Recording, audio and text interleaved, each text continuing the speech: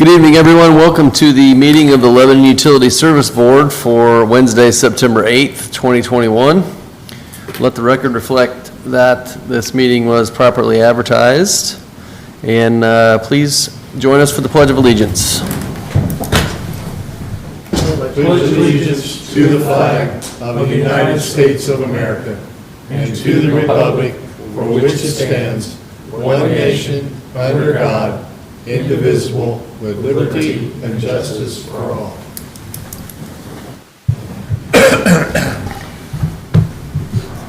All right, first item tonight is the approval of our minutes from the August 18th, 2021 meeting. Everyone had a chance to review those minutes? Any questions or corrections needed? Motion to approve? Second. Motion made by Tim, seconded by Aaron to approve the minutes from August 18th, 2021. I abstained because I wasn't here. All right, all in favor signify by saying aye. Aye. Aye. Any opposed? And Bill abstains.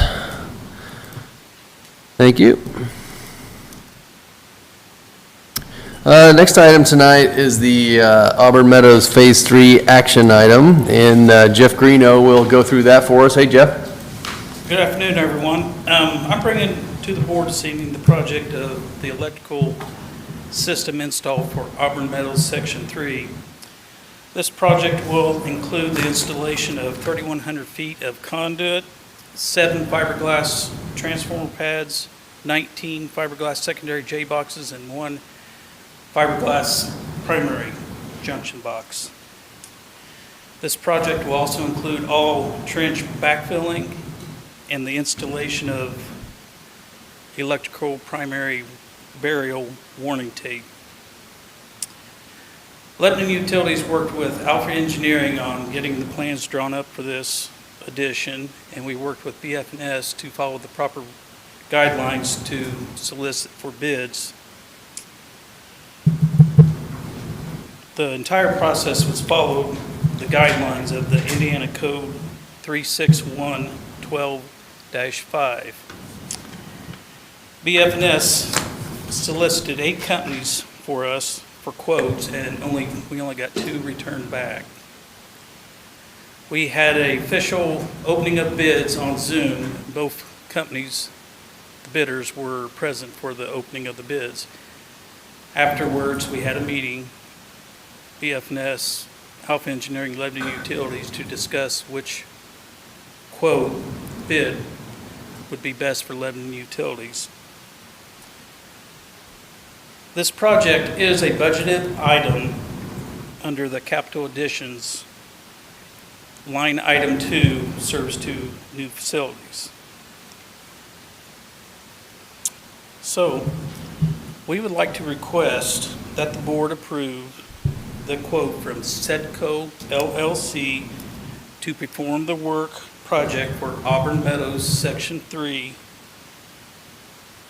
for the not-to-exceed amount of $49,305.24, and for all documents to be signed by General Manager Ed Baskell and legal review of the contracts. Are there any questions? Thank you, Jeff. Any questions for Jeff on this plan? I don't think it's a question, but what I would state is that we must have been pretty specific, which we were on the guidelines, because they were within 2% of one another on the bid, and that's pretty good on a bid project. Good stuff.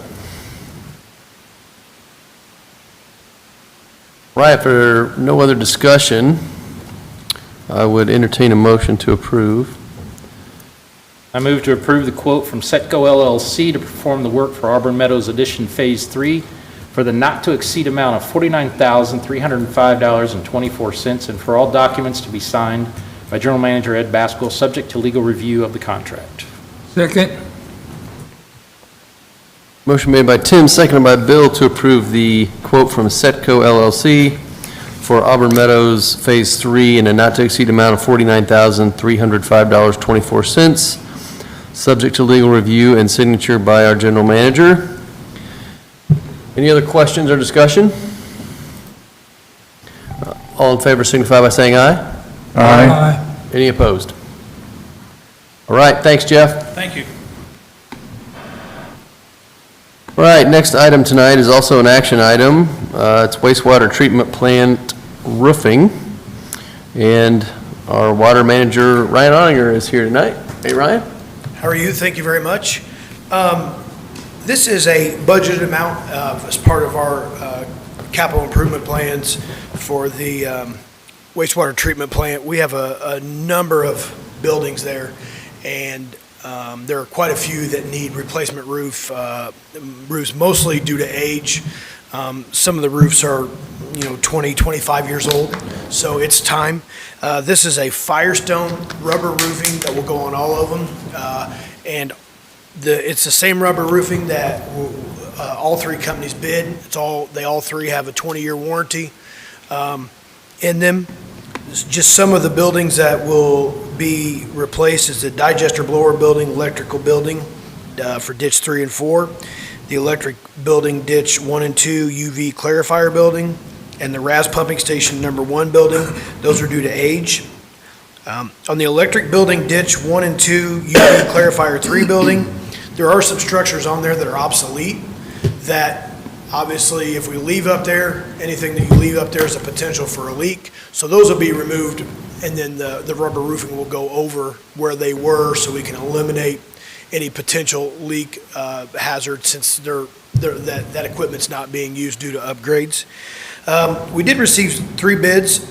Henshaw Roofing and Sheet Metal was the lowest bid at $31,875. One of the bids was rather high, so we did reach back out to that company to try to get a further explanation on that, and the emails and phone calls were not received, so that's why one seems like it's kind of out of whack a little bit, but we did not get a response on that.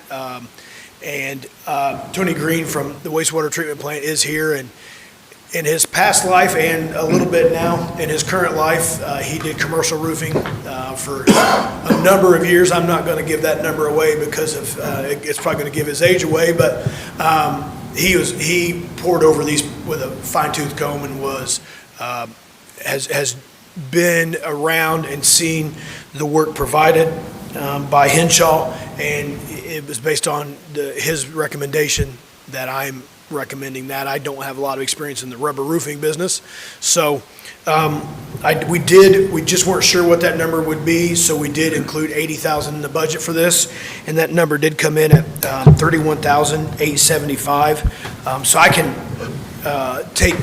take any questions that you might have, or if you have some technical questions on what this entails, Tony is here to help me out and carry the water on the technical questions. All right, Ryan, thank you. Sounds like a pretty straightforward roof replacement here with a couple quotes. Any questions for Ryan or discussion on the roof? Anything for Tony? If not, I'd entertain motion to approve. I make a motion to approve the quote from Henshaw Roofing and Sheet Metal Company in the amount not to exceed $31,875 for the wastewater treatment plant roofing. I'll second that motion. Motion made by Bill, seconded by Jim to approve the quote from Henshaw Roofing and Sheet Metal for wastewater treatment plant roofing in the amount not to exceed $31,875. Any other questions, discussion? All in favor signify by saying aye. Aye. Any opposed? Right. Thank you, Ryan. Stay right there. We got another action item for you. It's the Reese Park Lift Station action item, and Ryan's going to address that for us. Thank you very much. This item is for the notice to proceed for the Reese Park Lift Station design process that we are going through. Earlier in May, came to the board with a notice to proceed, and we wanted to kind of make sure that we were going about this correctly and spending money wisely. So we put a $50,000 do not exceed limit on that. And with that, we have kind of come to that phasing portion is completed. So we're ready to move on. And this would take that that limit from 50,000 to a total of 406,700. For the 50,000 was the conceptual study and the survey phases. And as the design progresses, we will need in the future supplemental agreements for right-of-way services and some geotechnical evaluation, electrical design.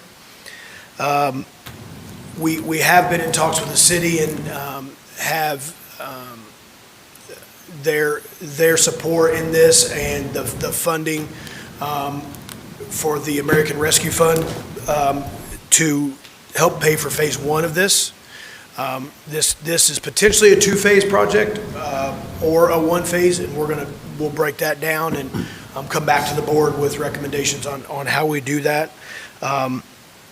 So I can answer any questions that we may have on this, and I can also go over what this entails of what we're getting with the additional money. But I can answer any questions first if you'd like. Let's see if this is correct. This is the highest priority item on our capital improvement plan for wastewater, is that correct? Yes, based on we did a overall hazard study and a wastewater capital improvement plan, and where those kind of intersected was where we were going to focus our funds and efforts, and sanitary sewer overflows is at the very top of the list. And this potentially could eliminate, you'll never 100% because of, freak accidents of a main collapse or something to that effect, but your regular known sanitary sewer overflows, of the 8 that we have, this could potentially eliminate 7 of those when you add in both phases, which is just a no-brainer number to go. And then there's also some elimination of, I believe, 2 to 3 exposed creek crossings. I think it might be 4. but go Okay, ahead. maybe 4, okay. So a significant number of creek crossings to where we could go. Above ground creek crossings, Yes, right? they're exposed to where if debris goes, if we get a large enough rain and it takes debris down that creek, potentially could puncture the line. That would take a pretty strong effort, but you never know with Indiana weather what could come. So we would be able to go underneath and eliminate the exposure at those creek crossings. We've done a detailed hazard analysis, correct? And the SSOs are at the top of the analysis, and then the above ground creek crossings is next in the analysis, correct? Correct. I don't know if they're 1 and 2, but I know sanitary sewer overflows is number 1, and I know that the exposed creek crossings is definitely in the top 5. I'm not exactly sure the exact number, but I'm pretty sure that you are correct on that. Ryan, the phase one also provides us for long-term capacity for the north side of town also, correct? Yeah, yes, that's a great question. So not only does it secure, or does it help possibly eliminate the SSOs, this, even though it is over in Reese Park, which is just off of 39, it takes in all of Brendanwood, Euland, but then also all the new Auburn Meadows phases, that Angelique Gardens over by Chicago, or by Chadwick. We've got some potential development even out past Auburn Meadows that will go to the Auburn Meadows lift station, through the Chadwick lift station to this area. So it not only protects us from SSOs, it does ensure that future growth, and it will be sized, that's a great question, Tim. It will be sized accordingly.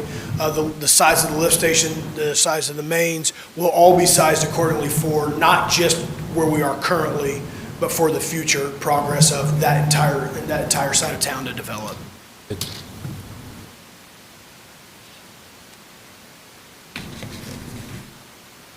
Any other questions for Ryan before we entertain motions? Ryan, you have other things to cover here on this? No, that's Okay. all I had. That's Okay. all I had on this. All right. Anything else for Ryan? If not, I would entertain a motion. I'm the wastewater coordinator for the board, And I'm really pleased to make this motion because these SSOs have been a problem in the city for literally decades.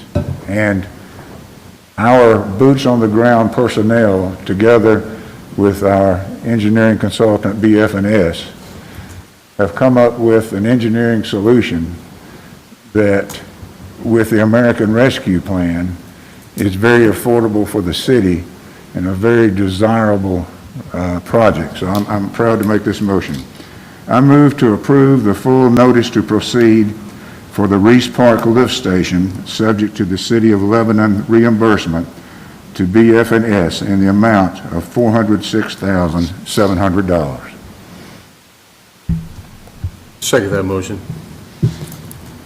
Motion made by Aaron and seconded by Jim to approve the full notice to proceed for Reese Park Lift Station, subject to the City of Lebanon reimbursement to BF&S in the amount of $406,700. Anything else for Ryan? All right, all in favor signify by saying aye.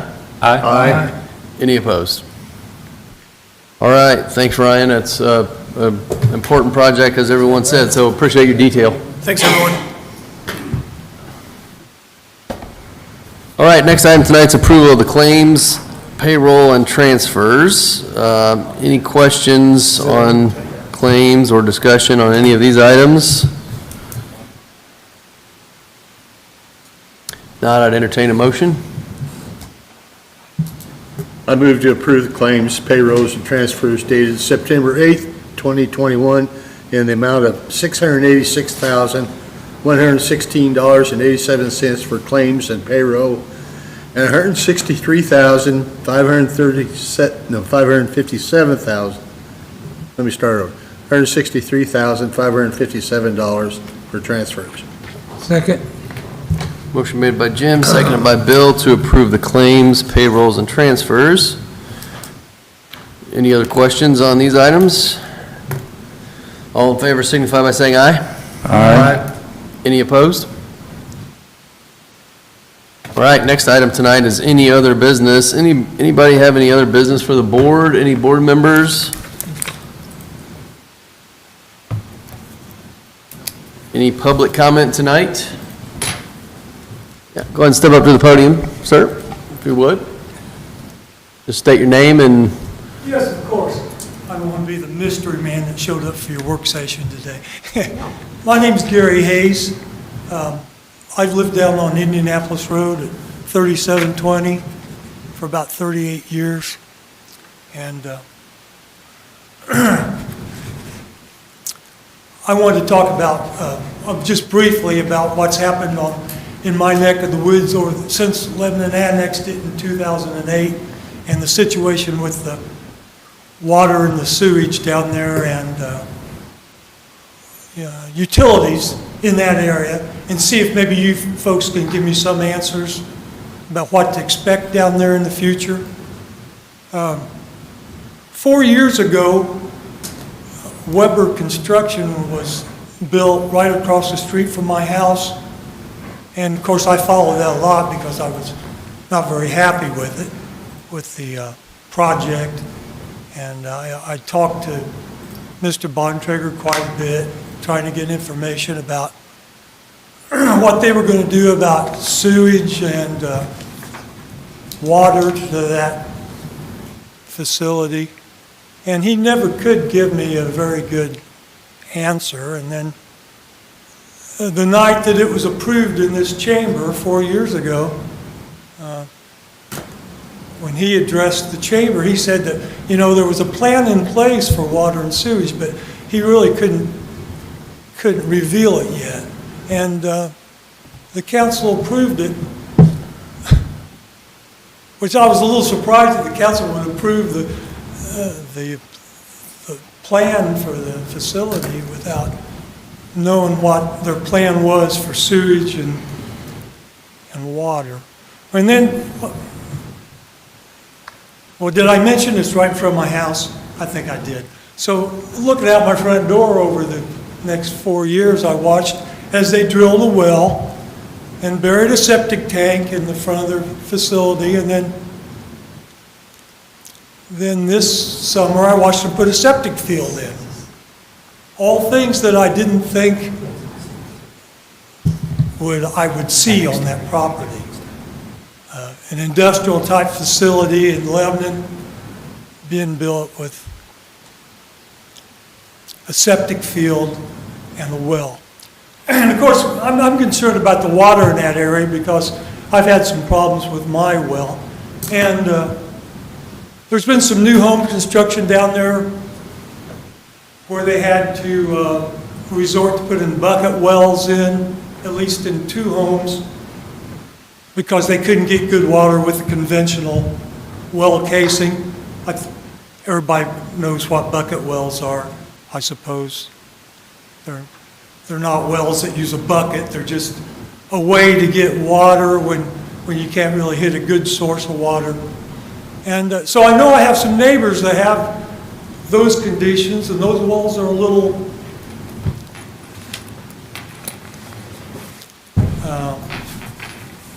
well, they're not what you want. And now, the 20th of this month, we've got a meeting coming up with the council again to approve the new concrete plant down here IMI wants to build, which is another thing that's next to my house. And there's still no municipal utilities down there. There's no city water. There's no storm sewers. You can drive down Indianapolis Road from Lebanon to Whitestown. You won't see a manhole cover or a storm drain. It's all served by farm tiles and what little drainage the interstate has to control water around the interstate. So I foresee more problems like we had when Weber was built, and there was standing water in front of the facility for about six months that killed 4 trees in the front of my property. I don't feel like there's been adequate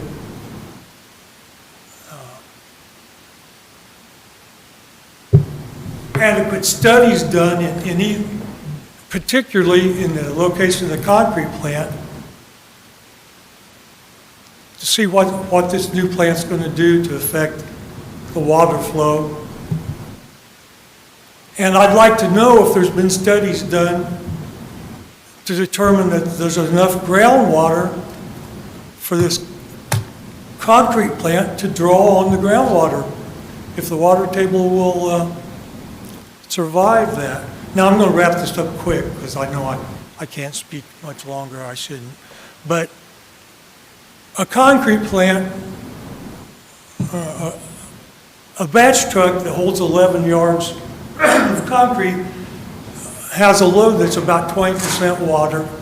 That means every truck that goes out fully loaded has about between 300 and 500 gallons of water in it. So if you've got 50 trucks going out in a day, they're planning a 24-hour operation. And the figure I've come to understand is the average household uses about 300 gallons a day. I know my wife uses more than that, but that's what I understand the average is. And I talk to her about it all the time. But I don't have metered water, so I don't know. But it looks to me like this concrete plant's going to be using as much water every day as possibly like 50 to 100 houses. Water coming out of the water table down there. Excuse me.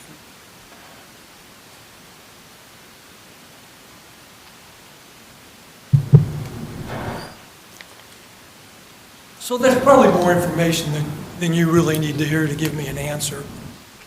But I've seen Anston trailers went in like last year. They've got a facility down there.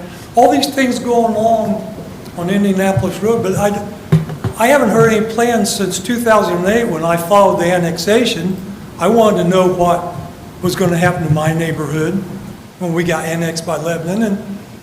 And Aaron was involved in that quite a bit. And we were told 3 to 5 years, we would have city water and sewage down there. Why is that important to me? It's important to me because I see my property being degraded by these dirty industry. Weber Concrete is a noisy, dirty industry, trucks running all day. I see the value of my home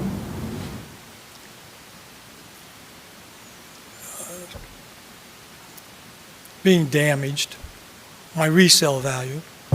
And I'd like to know if there's going to be a day when I can sell my 3 acres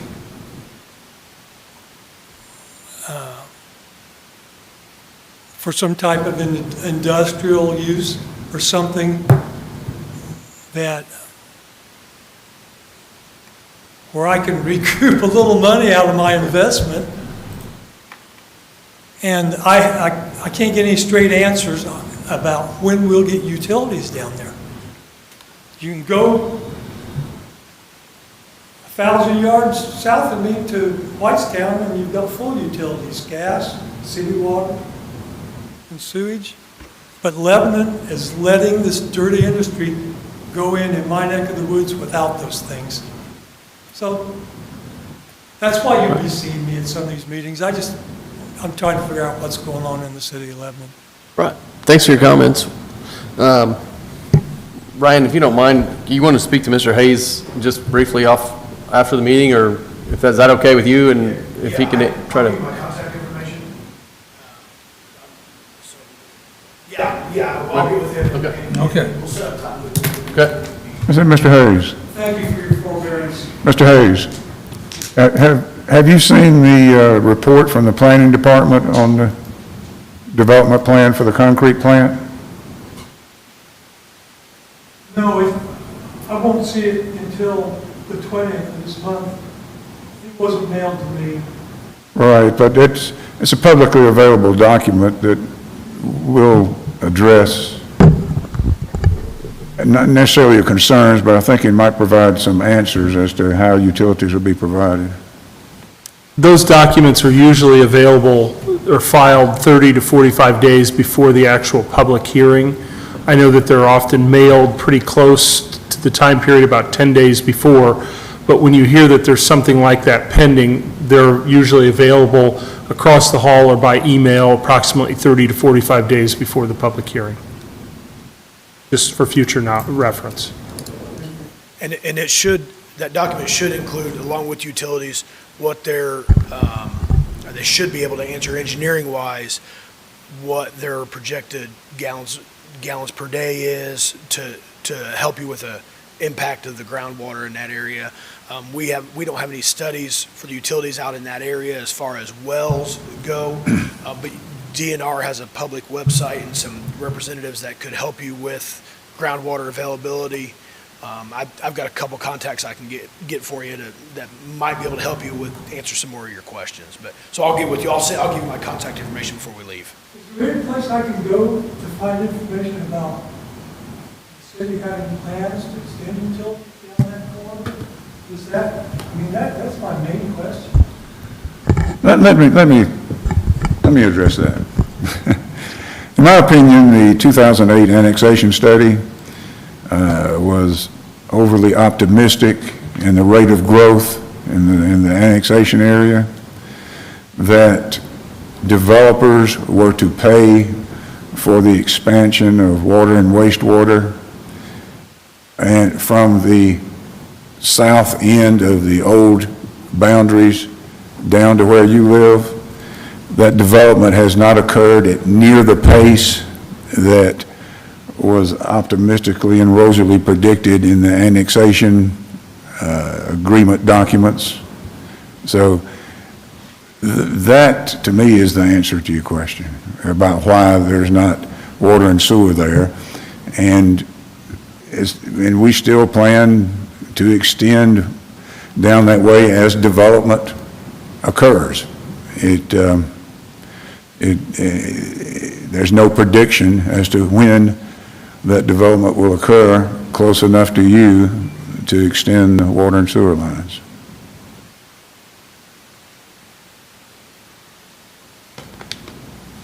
Right, thanks, Aaron, Ryan, and Mr. Hayes, thanks for your comments. Are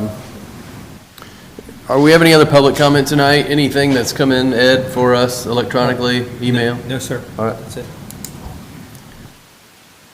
All right, looks like our next meeting is scheduled for the 22nd of September at 5 PM. Anybody have anything else before we entertain a motion to adjourn?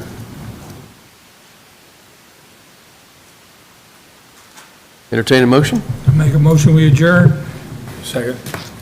Motion made by Bill, seconded by Jim to adjourn. All in favor signify by saying aye. Aye. Any opposed? All right, thank you, everyone.